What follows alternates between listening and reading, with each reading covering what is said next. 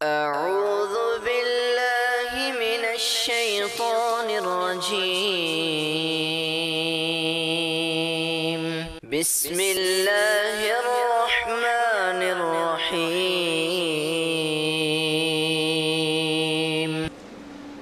السلام عليكم ورحمة الله وبركاته. الحمد لله رب العالمين والعاقبة للمتقين وعلى آله وأصحابه أجمعين ومن تبعهم بإحسان إلى يوم الدين. أما بعد، أعوذ بالله من الشيطان الرجيم ولا تباشروهن وأنتم عاكفون في المساجد. محترم ناظرین اکرام، رمضان کے اس ماہ مبارک میں الحمدللہ اللہ کا شکر ہے کہ ہم سایہ فگن ہیں، اور یہ سایہ فگن دھیرے دھیرے ہم سے ختم ہوتے جا رہا ہے۔ میرا یہ پیغام ہے ناچیز کا کہ جن لوگوں نے بھی اس ماہ مبارک کو غفلت سے جانا ہے یا غفلت سے برتا ہے، تو میں ان سے گزارش کرتا ہوں کہ ابھی بھی وقت ہے کہ وقت کو غنیمت سمجھیے۔ جن لوگوں نے روزوں کا اہتمام نہیں کیا، روزوں کا اہتمام کیجیے۔ قرآن کی تلاوت نہیں کی، قرآن کی تلاوت کیجیے۔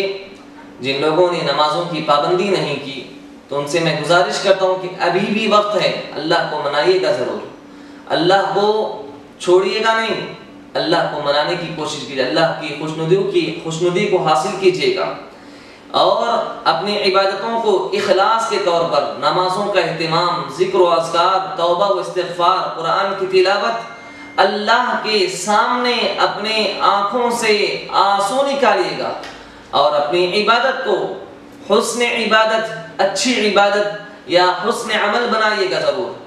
یاد رکھیے گا، جس عمل میں آپ کا عمل حسن نہ ہو، یعنی حسن عمل نہ ہو، وہ آپ کا عمل قابل قبول نہیں ہوگا۔ حسن عبادت کو بنانے کے لیے 2 شرطیں علماء نے رکھا ہے۔ پہلی شرط اخلاص، اور دوسری شرط طریقہ رسول ہونا چاہیے۔ جس عبادت میں آپ اخلاص رکھتے ہوں لیکن طریقہ رسول نہ ہو، تو آپ کی عبادت قابل قبول نہیں ہوگی، اور جس عبادت میں یا جس عمل میں آپ طریقہ رسول کو فالو کر رہے ہیں لیکن اس عبادت میں آپ کا اخلاص نہ ہو، آپ کا مقصد اللہ کو راضی کرنا نہ ہو، وہ آپ کی عبادت قابل قبول نہیں ہوگی۔ تو معلوم یہ ہوا کہ عبادت کی قبولیت کے 2 شرطیں ہیں، ایک اخلاص ہونا ضروری ہے، اور دوسری چیز طریقہ رسول کو فالو کرنا یہ بھی ضروری ہے۔ دونوں میں سے ایک ہے، ایک نہ ہو تو آپ کی عبادت قابل قبول نہیں ہوگی۔ ناظرین اکرام، انہی عبادتوں میں سے ایک اہم اور ایک عظیم عبادت رمضان المبارک میں اعتکاف ہے۔ اسی کے متعلق شریعت نے یہ پیغام ہمیں دیا ہے، شریعت کی تعلیمات ہے کہ قرآن نے کہا وَلَا تُبَاشِرُوهُنَّ وَأَنْتُمْ عَاكِفُونَ فِي الْمَسَاجِدِ، کہ تمہیں اعتکاف مساجد ہی میں کرنا ہے۔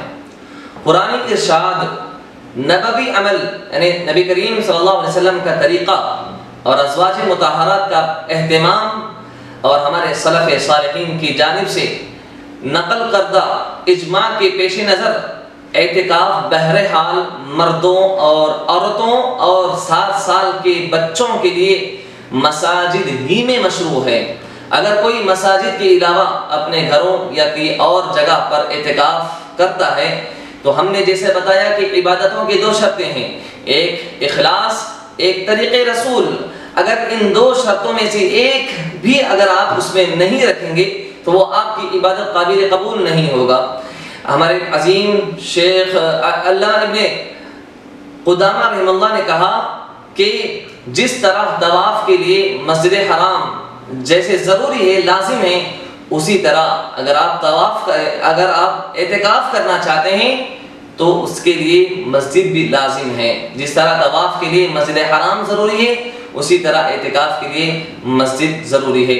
ابن عباس رضی اللہ عنہما اپنے گھروں میں عورتوں کو اعتکاف کرنے کو بدعت قرار دیا۔ جس عورت نے بھی گھر میں اعتکاف کر دیے کہ گویا کہ وہ عورت بدعت میں شامل ہو رہی ہے۔